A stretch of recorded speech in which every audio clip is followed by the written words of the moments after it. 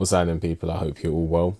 So I'm going to talk about Conor Benn versus Chris Eubank Jr. and look at how we as gamblers can exploit the market to generate profits. And before I do that, I just want to say that this video is a video coming from a complete stranger online.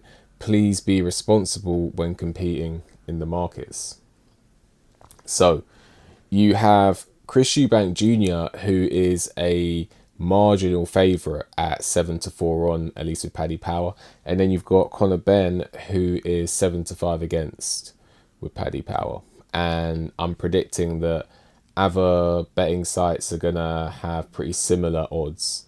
So when we're looking at, who is going to win, or when we're looking at ultimately the bottom line, how can we generate profit as gamblers in the market? We need to look at misprices in the market. And for me, I see a clear misprice in the market when I see Chris Eubank Jr. versus Conor Benn. The reason I think that this is mispriced, and I think that the public and the house have made a mistake, is because I look at Chris Eubank Jr. and I see a middleweight, maybe even a super middleweight, a 168 pounder naturally. I see someone who's fought at the top level, maybe not the elite level. He hasn't fought Canelo, he never fought Golovkin, he didn't even fight Danny Jacobs, but he has fought at the top level at least. If not, even if not the elite level, at least the top level. He's fought George Groves. He's fought James DeGale. He's fought Billy Joe Saunders. I also see a guy who is athletic, has got some speed, even if not the speed of the past. And I see a guy who is seasoned and a veteran of the game. And I see a guy who ultimately has got proven to have a chin in the higher weight classes. When I look at Conor Benn, I see a fighter who has grit, has heart, but I see a natural welterweight, and not even a big one at that. Conor Benn, even at welterweight, never looked big to me. Now, of course, he's going to be growing and getting bigger, and you fill out as you get older. I know that as well.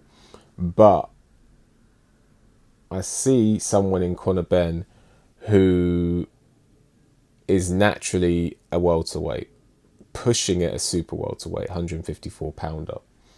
So a natural 168 pounder versus a natural 148 pounder. It's a 20 pound difference, right?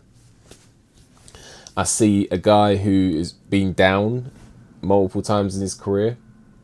He was down multiple times against, and I know it's against the same guy, Paynu, but Paynu is not a big guy.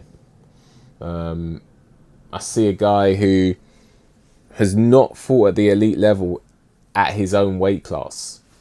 Gennady Golovkin versus Kell Brook. I know that Chris Eubank Jr. is not Gennady Golovkin, but Kell Brook was more accomplished when he stepped up to middleweight to fight Gennady Golovkin. Conor Benn's best win is a pick'em, Is it Chris Van Heerden? Is it... I forgot that guy's name who he knocked out in a round. Which is a bit worrying. But who's that guy that he knocked out in a round? Benn. Let's find out. And when I see the name, I'm going to know who it is. But, that's life. Who is it? That's it. Samuel Vargas. He knocked out in a round. Is his best win Chris Algieri?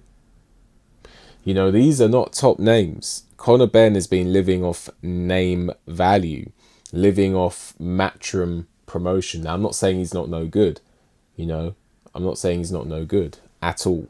He probably beat me. I'm a boxer at a lower level. So I'm not saying don't get that misconstrued. What I'm saying is that Conor Benn, he's been living off the promotion, the marketing, his dad's name, and there's nothing wrong with that. But when we break it down to the bare bones, he has not fought elite competition.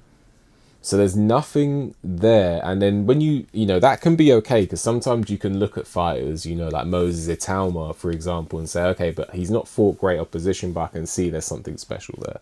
When I look at Conor Benn, I see an improving fighter, but I don't see this massive punch power that people are talking about. In fact, since he's come off his, you know, since the controversy of the adverse findings, since he's had all his fights since then have gone the distance. So there's questions there, isn't there? You know, I'm not saying whether he did or didn't. I'm just saying there's questions there. You know, since that happened, he's been going the distance.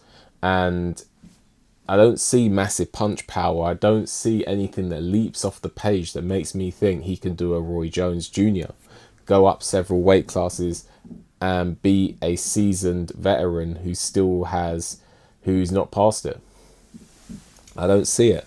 So for me to see, you know, going back to the bottom line, Conor Benn being 7-5 against only marginal underdog, for me is, you know, a misprice in the market.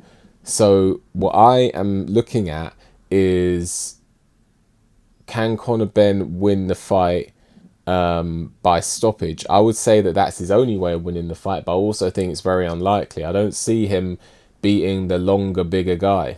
You know, I don't see it. So for me, you know, a sensible way to approach this with your portfolio is Chris Eubank Jr. outright to win the fight, because let's not forget, he might carry Conor Benn. Who knows? If he finds it that easy, the way he carried Liam Williams, he might decide to carry Conor Benn. So, you know, you just want to play it safe and say Chris Eubank Jr. outright to win the fight. But if you want to hedge the play with the only way that Conor Benn can win, in my opinion, and that is by knockout. You know, this is a boxer card, so it's not a matchroom card. I feel like Conor Benn, he's not going to get a points win. He's only going to get a knockout win, and even that's unlikely. So for me, the portfolio to build is Chris Eubank Jr. to outright win the fight, covering your bases, whether he wins on points or stoppage, and then you hedge the play with Conor Benn by knockout. Anyway, let me know what you think. Like the video, subscribe to the channel, leave a comment, hit the notification bell so you get a notification when I make a new video. If you appreciate my work and want to leave a donation, there's a link for that in the description. And with that, enjoy the rest of your day, and I'll see you on the next one. Make sure you check out talented up-and-coming singer Rebel Angel's new EP, including the single New Society.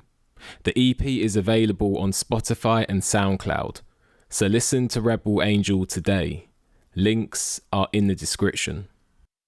For mortgage advice tailored towards your individual needs, contact PGB Mortgages today.